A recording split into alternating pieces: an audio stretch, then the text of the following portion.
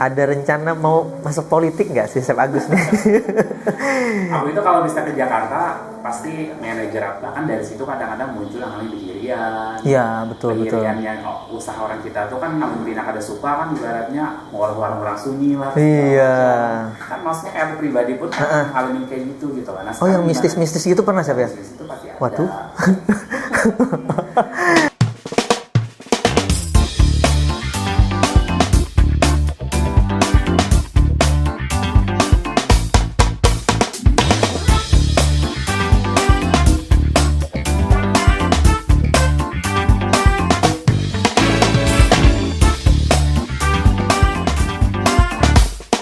Halo, assalamualaikum warahmatullahi wabarakatuh. Selamat datang kembali di Bisa Bicara Satset. Nah, jadi hari ini kita kedatangan tamu yang sangat istimewa, tamu yang keren banget. Udah lama banget sebenarnya pengen undang beliau di podcast ini dan alhamdulillah hari ini beliau bisa berkesempatan hadir di Bisa. Nah, selamat datang buat Chef Agus Sasirangan. Halo Mas Abdi. Mantap Chef.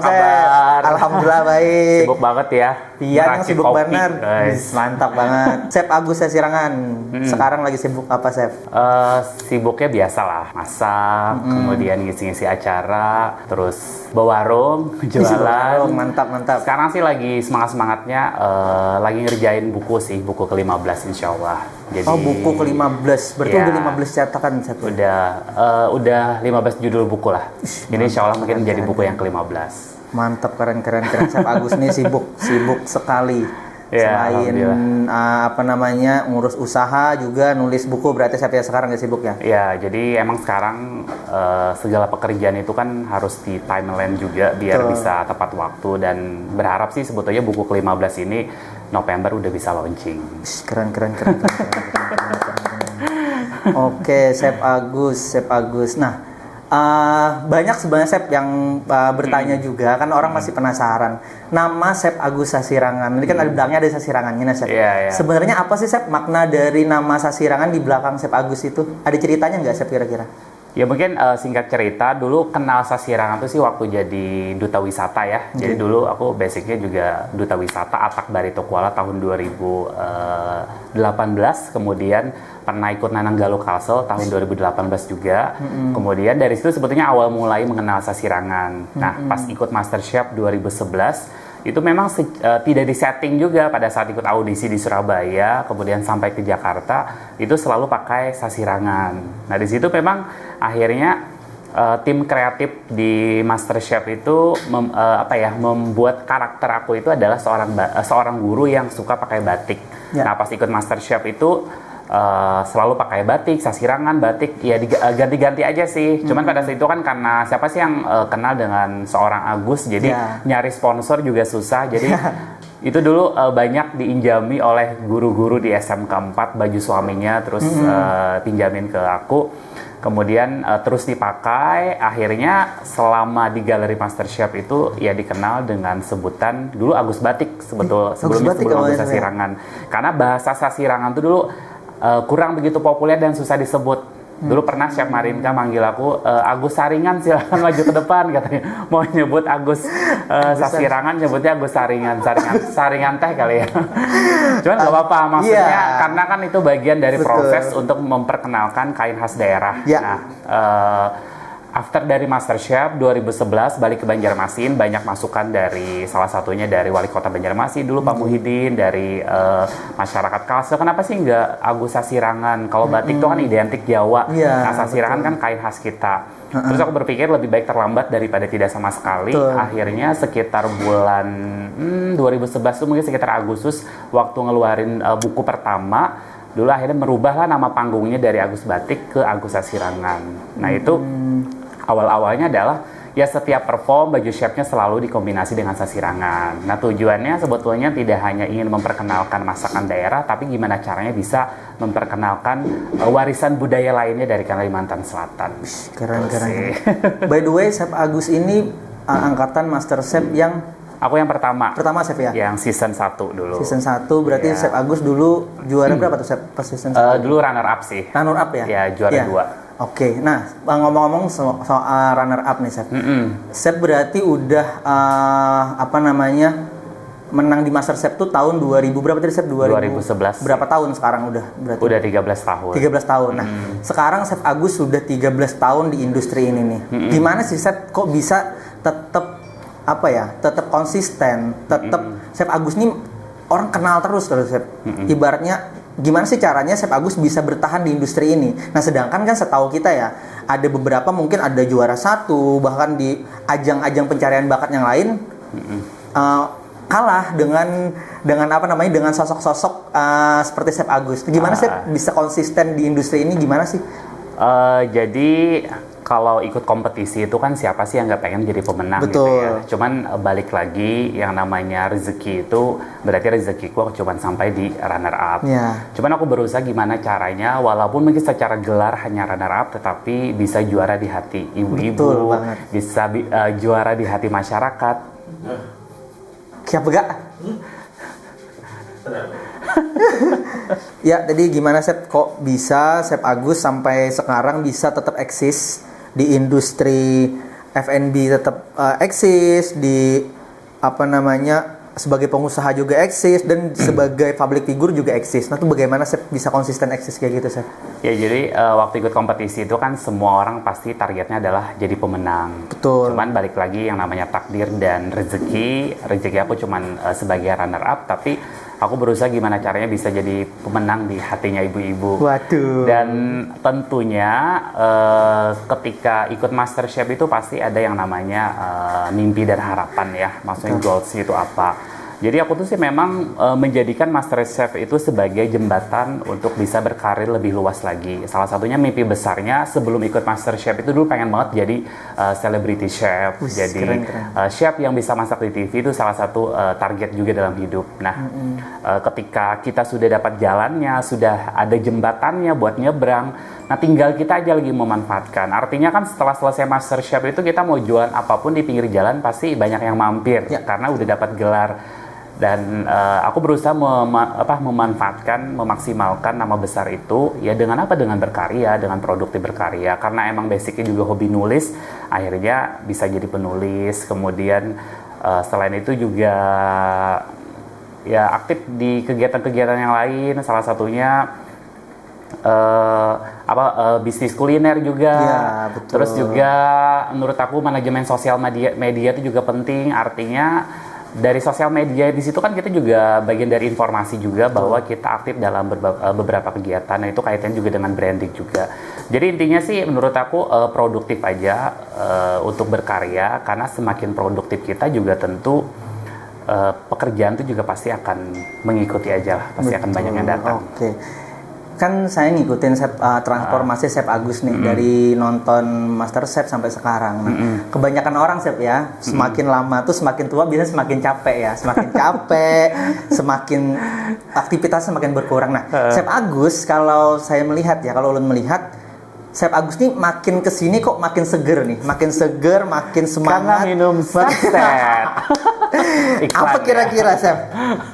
Resepnya tuh apa Chef? Kok bisa Pian ini awet muda Chef? Malah lebih muda dari Chef Agus yang dulu ulun lihat di MasterChef.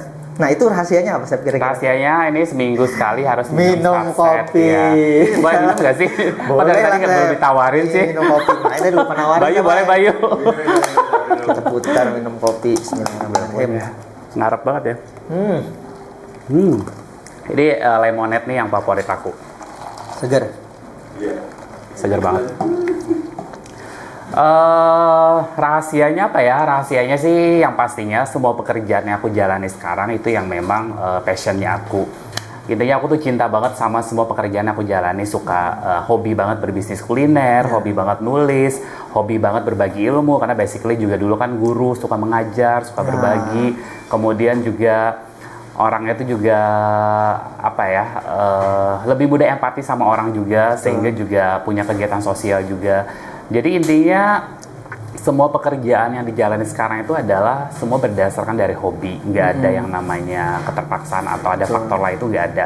Jadi lebih mudah aja, lebih nyaman aja menjalani. Kemudian juga seiring berjalannya karir 13 tahun ini kan, karena juga banyak proyek pekerjaan dengan orang-orang yang bisa dikatakan entah itu pemerintahan atau klien-klien besar, dan di situ juga aku banyak belajar tentang profesional, kemudian disiplin, dan dari situ akhirnya seiring waktu pun semakin bertumbuh dan semakin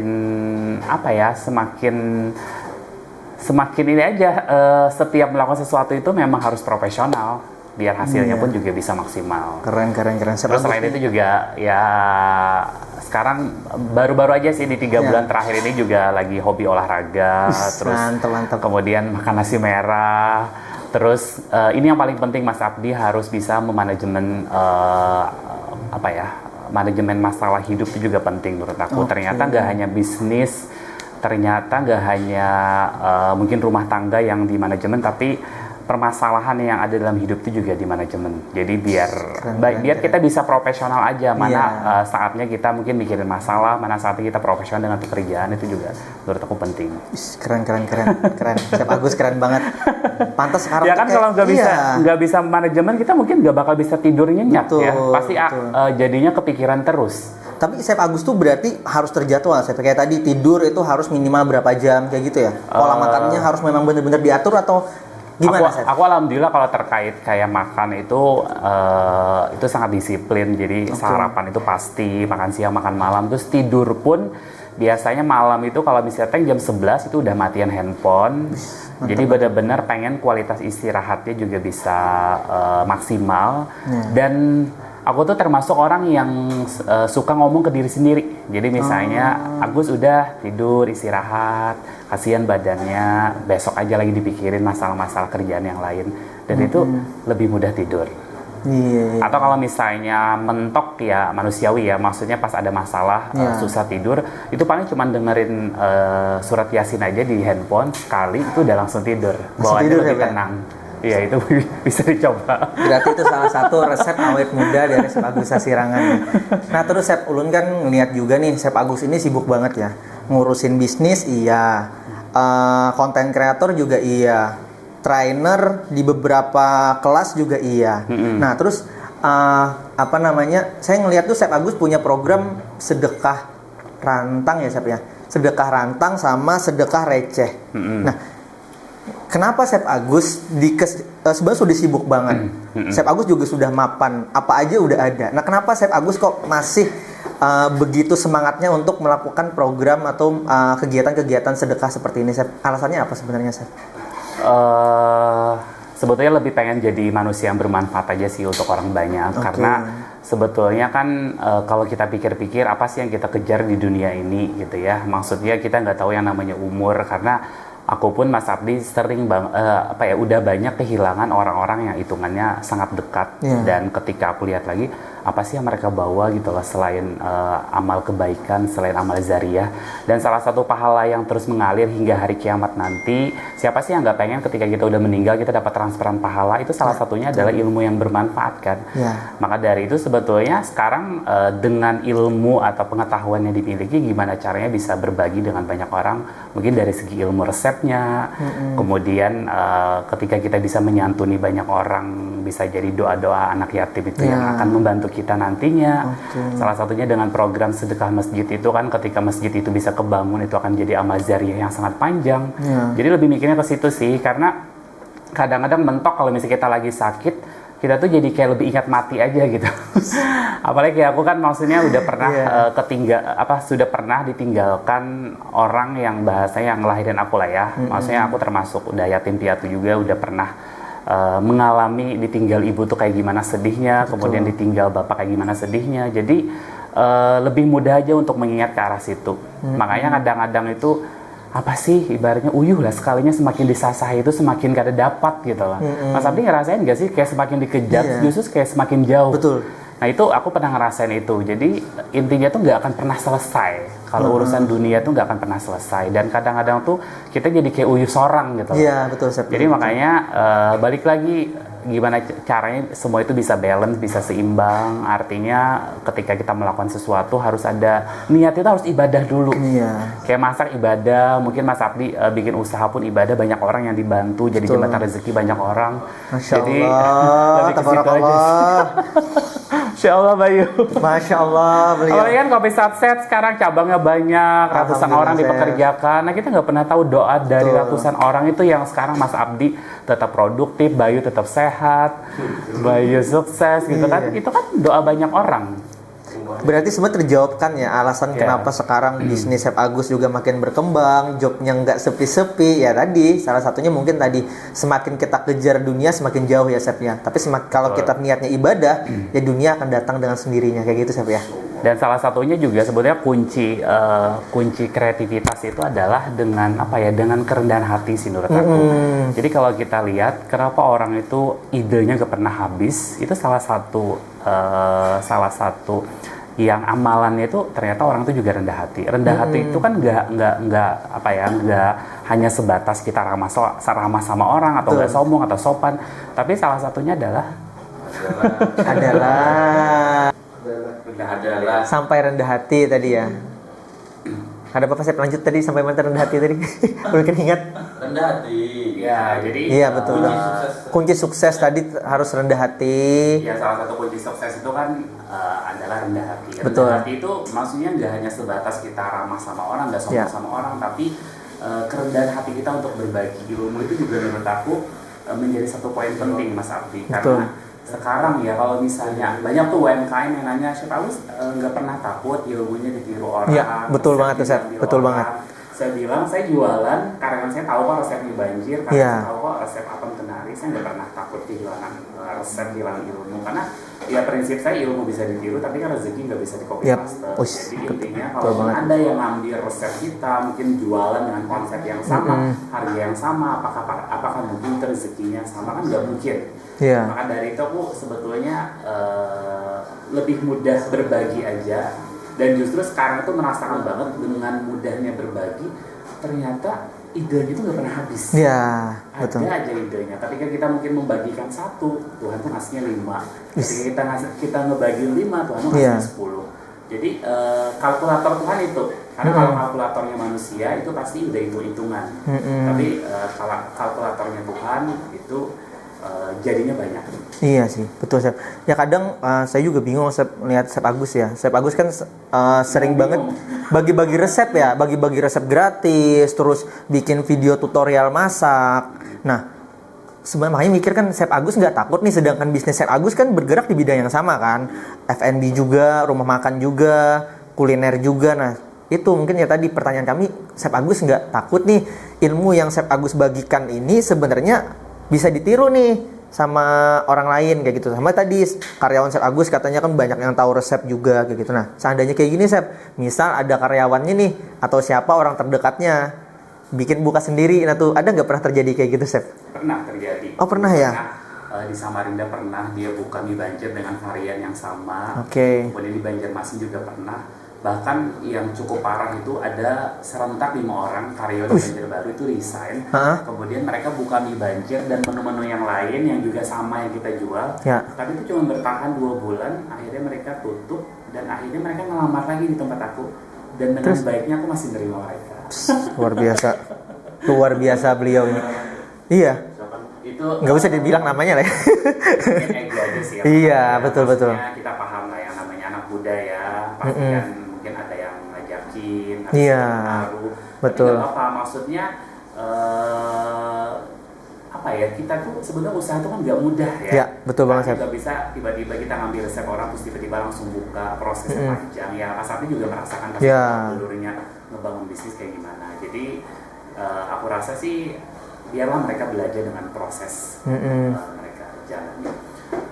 Yang pasti sih aku nggak pernah takut ini sih, maksudnya nggak pernah takut ilmunya ditiru. Iya. Karena konsep hidup itu kan kita harus punya 2 tabungan. Ada Betul. yang namanya tuh tabungan dunia dan ada yang namanya tabungan akhirat. Jadi kalau kita ingin memperbanyak tabungan akhirat ya berbanyaklah ringan hati untuk berbagi. Kalau Iya. misalnya resep yang memang kita awalnya itu resep kita, ya jadikan amal jariah aja.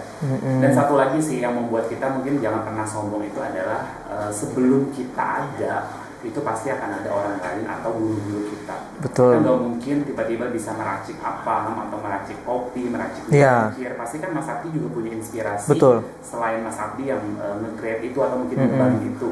Nah, hal itu juga akan berlaku dengan orang-orang yang di bawah kita. Mereka terinspirasi dengan kita pun juga terinspirasi dengan siapa. Artinya tuh orang tuh pada mungkin tiba-tiba tuh langsung pintar. Nah, kalau kita ingat guru, kalau kita menghargai orang yang menginspirasi kita, aku rasa juga kita tidak mudahnya untuk kita sombong. Keren. Chef, by the way ini boleh dimakan Chef? Ngomong-ngomong siapa? Cobain Chef ya. Apamnya lamak mungkal. Iya nih, lamak mungkal. Ya, mereka ada lagunya loh itu. Iya Chef ya. Kemarin sempat viral. Cobain Chef ya. Pandemik ya. Ini salah satu produk bestsellernya dari Chef Agus nih. Ya kan ya? Diminum sama kopi ya, dikawinkan sama kopi. Iya, ini ulun paling senang. Ini yang rasa ini Chef ya. Itu bukan matcha ya, tapi Pandan ya Chef. Pandannya.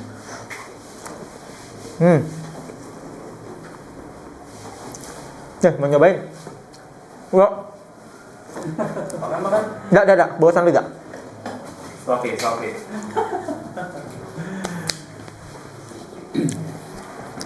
Kemudian dia nggak terlalu manis sih, maksudnya jadi kalau mungkin dikawinkan dengan teh tawar itu cocok sama kopi yang less sugar juga. Nggak yang tipikal apa ya wadah-wadah belanja yang manis menyelingit kayak tinggal kayak mungkin wadah cincin, papare, jadi identik manis kan. Tapi Chef Agus nih bikin ini terinspirasi dari mana Chef? Bikin apam kenari. Inspirasi dari ini kalau ini loh. Ini potato stick. Awalnya gini, ibaratnya kan daerah lain tuh punya brownies Amanda, punya pita Ambon, punya Asia Semarang. Kalsel ini kan yang populer tuh kan cuma Bingka. Tapi kan Bingka kan masa umurnya kan nggak panjang. Betul. Makanya PR banget tuh buat kita gimana caranya nge-create menu produk oleh-oleh yang bisa punya masa umur yang panjang. Makanya aku terpikir mengotak-atik apam ini kan maksudnya kue tradisional Banar. Jadi bukan apam Barata ya, karena sebetulnya astagfirullahaladzim. Sekarang kan ulun lihat banyak apa namanya ya, Chef Agus ini dekat sama pejabat-pejabat kan, kepala daerah. Ada rencana mau masuk politik nggak sih Chef Agus nih? Aku itu kalau bisa ke Jakarta pasti manajer aku sama beberapa teman-teman chef bilangnya chef ke pejabatan. Iya. Yang paling dekat sama pejabat dekat banget. Karena memang ini Mas Abdi masih bukan sombong ya, dari teman-teman Master Chef, event yang sifatnya pemerintahan itu tuh kayaknya aku yang paling mendominan. Betul banget. Nggak ngerti juga kenapa, maksudnya termasuk sering diundang di acara-acara pemerintahan. Karena mungkin circle-nya di 13 tahun ini orang pemerintahan, jadi banyak sedikit juga ada yang suka ngobrol, suka sharing sama bupati, wali kota. Sebetulnya ada ketertarikan untuk bisa berkontribusi lebih besar. Ya. Keren. Terus gimana? Niatnya sih ibaratnya gimana caranya mungkin dengan ketika kita punya power itu kita bisa membuat kebijakan yang mungkin bisa ngasih manfaat lebih banyak lagi buat UMKM, buat ekonomi kreatif, budaya, seni dan lain-lain. Tapi ya maksudnya aku sih sebetulnya seperti air mengalir aja. Kalau memang maksudnya ada jalannya, selagi itu sifatnya adalah buat kemajuan bangsa. Itu kan juga aku tunjukin ketika aku tidak mengambil S2 di luar daerah, kemudian kontrak jadi dosen. Kan aku kan sampai nolak 2 kampus di Indonesia untuk dapat beasiswa S2 dan jadi dosen di sana. Tapi pilihan yang sekarang itu adalah benar-benar menetap setia untuk mencintai Kalimantan Selatan. Keren. Kemudian melakukan banyak hal buat kemajuan Kalimantan Selatan. Ya dijalani aja. Intinya apapun yang dilakukan sekarang pasti tujuannya adalah buat kemajuan Kalimantan Selatan. Keren, kita doain sama-sama ya. Kalau nanti ada kesempatannya Chef ya, bisa mengabdi. Iya, kemarin tuh ada denger kabar burung Chef, ada kabar burung kan, kabar burung dari mana? Katanya Chef Agus ditawarin nih buat jadi salah satu wakil wali kota kayak gitu. Makanya kaget juga, tapi bagus kayak gitu. Tapi salah lah, menunda lah. Ya, yang pastinya kan ketika untuk menjadi seorang pejabat publik itu kan tidak melulu tentang dia punya nama, mungkin elektabilitasnya bagus, atau kapabilitasnya bagus, tapi kan faktornya juga banyak. Ya dalam hal logistik juga harus mumpuni. Nah, pastinya. Ayo sponsorship yang mau masuk. Kita dukung Chef Agus sama-sama. PT Sukses nanti ya. Iya. Yang Kiu, kiu. mendorong, yang menunjukkan. Biar menunjuk di Bayu Sumatera ya. Menunjuknya tapi Bayu nih Pak. pakai tangan. Kita tunggu aja. Muda ya lo. 5 tahun lagi. 5 tahun. Bismillah Chef ya. Mengabdi untuk Kalimantan Selatan. Mungkin jadi caleg aja kali ya. Anggota dewan juga nggak repot. Tapi cocok sih kalau kami melihat sosok Chef Agus nih sudah sangat cocok untuk menjadi pemimpin lah. Karena mulai dari bawah Chef. Karena ya tadi pemimpin itu kalau dia nggak dari bawah, nggak menitis dari bawah ya dia nggak ngerasain apa sih yang dirasain sama UMKM, apa yang dirasain sama rakyat-rakyatnya, apa yang dirasain sama anak mudanya. Nah tapi kalau Chef Agus kan ngerasain memang bener-bener dari bawah. Jadi ketika Chef Agus mungkin suatu saat, amin, bisa menjadi seorang pejabat, apapun itu, bisa memimpin daerah yang mungkin Chef Agus mengerti lah apa yang dirasakan oleh masyarakat. Ya sebenarnya nggak 1-2 sih, Mas Abdi ketika belusukan ke desa-desa, ngajak UMKM itu banyak banget yang celotehan-celotehan kayak gitu. Chef jangan nyalon, Chef, wali kota Chef gitu ya. Ya dijalani aja, maksudnya mudah-mudahan juga segala sesuatunya mumpuni lah. Artinya kan nggak hanya kayak maksudnya punya karir yang bagus aja, tapi juga paham tentang ilmu pemerintahan mungkin. Jadi setidaknya juga keren. Nanti Kalimantan Selatan bisa punya pemimpin-pemimpin dengan kualitas yang bagus. Mantap.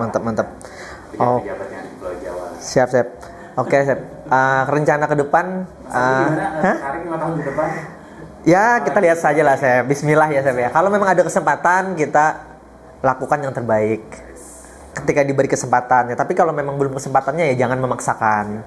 Yang penting kan sesuai dengan kapasitasnya, sesuai dengan kemampuan gitu. Nah sekarang Chef kedepannya Chef Agus kira-kira mau ngapain lagi? Ini kan punya usaha sudah. Jadi pembicara juga. Bismillah nanti kan siapa tahu ada kesempatan terjun ke industri politik. Nah Chef Agus kira-kira kedepannya mau ngapain lagi sih dalam waktu dekat atau dalam jangka panjang mungkin mau ngapain lagi Chef Agus? Aku sih lagi semangatnya sekarang tuh sebetulnya lebih nulis buku. Aku pengen banget bisa jadi penulis buku bestseller yang mungkin bisa puluhan ribu buku itu terjual. Amin. Jadi memang di buku ke-15 ini Mas Abdi, aku begitu optimis ya. Maksudnya buku ini bakal pecah, bakal bagus karena buku ini juga bagian dari beberapa tahun terakhir ini menjawab permasalahan dalam masakan-masakan dalam keluarga. Jadi di buku ini mungkin dibuka sedikit, aku mencoba mengajarkan gimana caranya bikin saus homemade, selai homemade, kemudian produk frozen food homemade. Jadi intinya sih lebih ke konsep menu keluarga, jadi menu favorit keluarga lah. Jadi ada buat bekal anak sekolah juga, kemudian menu yang memang jadi favorit dalam keluarga. Kan sekarang kan anak-anak itu kan tren dengan makanan-makanan yang juga kekinian. Ya. Misalnya kayak ayam teriyaki, betul. Terus kimbab, terus burger sandwich ya. Nggak hanya menu yang nasional aja, tapi menu-menu yang kekinian dengan cita rasa luar pun juga aku masukin di buku itu. Bahkan target aku itu bisa launching di beberapa kota di Indonesia. Wih, keren kita doain sama-sama men. Dan dari buku ini sebetulnya itu juga bagian dari targetnya bisa nabung. Mimpi besarnya itu bisa buka 1000 rasa cooking studio sih. Jadi pengen punya kelas memasak dengan nama 1000 rasa. Keren. Nanti berarti bukunya diterbitin dalam waktu dekat Chef ya? Rencananya sekarang lagi proses penulisan, kemudian akhir bulan ini photoshoot, pemotretan, kemudian nanti Oktober editing. Insya Allah sih target aku paling lambat itu insya Allah akhir November itu bukunya launching. Kalau misalnya nanti kalau mau nyari bukunya di mana Chef? Kalau udah launching misalnya sih kita pengennya sih lebih mudah didapat aja sih. Mungkin nanti bisa dijual di Shopee, bisa dijual di TikTok juga. Yang pastinya sih tidak dijual di toko buku ya. Karena sekarang orang itu kan segala sesuatunya harus dipermudah. Betul banget Sam. Jadi aku mencoba memanfaatkan kekuatan sosial media untuk bisa ini. Terus nanti mungkin akan ada kolaborasi dengan beberapa klien aku yang mungkin nanti bisa dijual di sana juga. Mungkin nanti kerjasama seperti apa? Siap. Terpikir di situ. Keren. Oke. Ini kan penonton dari bisa ini bicara saset ini Chef kebanyakan anak muda Chef, ya kan?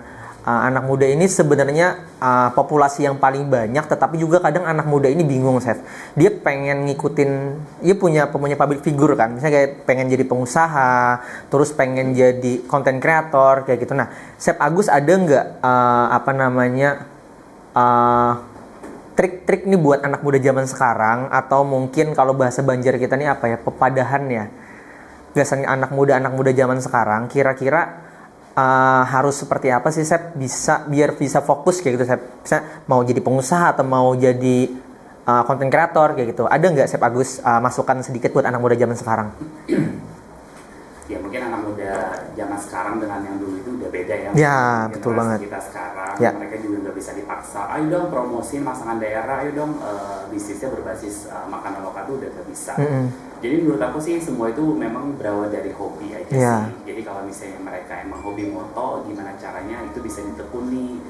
Berawal dari passion yang dimiliki, kemudian ditekuni, dikembangkan, dan itu bisa ngasilin pundi-pundi rupiah. Kalau emang bisa ngedit, kenapa nggak segala sesuatunya bisa dimaksimalkan jadi tim editing. Iya, betul banget. Hobi bikin konten, kenapa jadi konten kreator? Itu kan sekarang gini, Bali ini salah satu contoh ya, kenapa orang sekarang lebih banyak jadi konten kreator, karena kan lebih, atau mungkin jadi selebgram. Karena dengan bikin konten tuh mereka lumayan kan, bisa diundang visit review, atau bahkan sekarang yang nggak punya ilmu memasak aja jadi food blogger, voice overnya bagus, editingnya bagus, udah bisa ngasihin cuan, dan itu ngeri banget gitu kalau masih uangnya itu ngalang-ngalangin gaji PNS.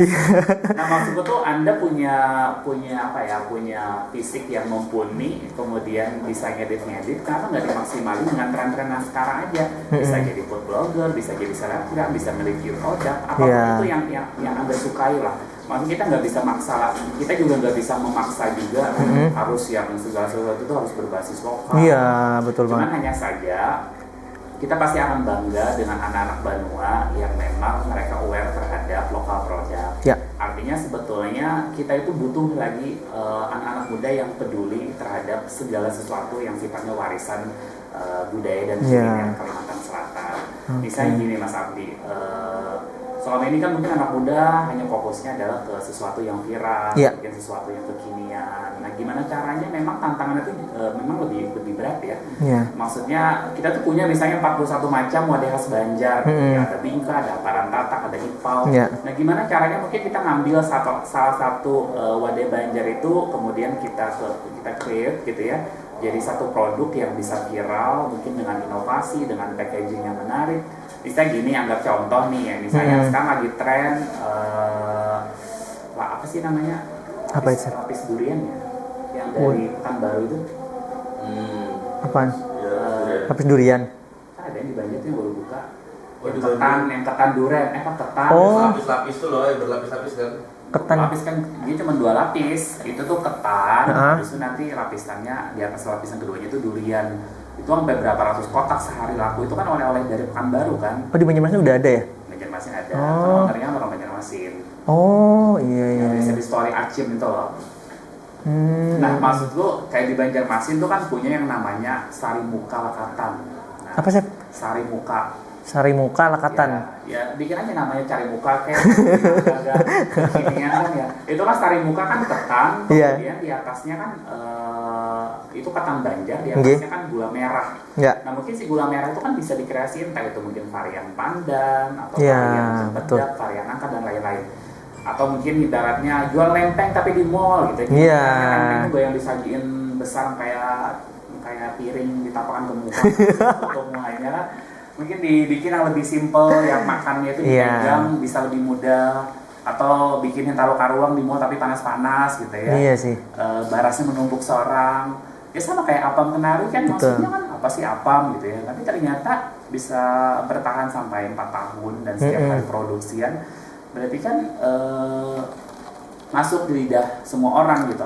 Nah, banyak maksudnya tema-tema masakan daerah yang sebetulnya bisa diangkat. Tapi kan yang gak harus yang otentik sekali. Di tangannya anak muda tentunya pasti harus ada inovasi lagi. Oke, siap. Yang terakhir ini, Chef, sebagai penutup, apa harapan Chef Agus Sasirangan untuk industri kuliner, khususnya kuliner, Chef ya, di Kalimantan Selatan? Harapan Chef Agus nih, apa sih ke depannya?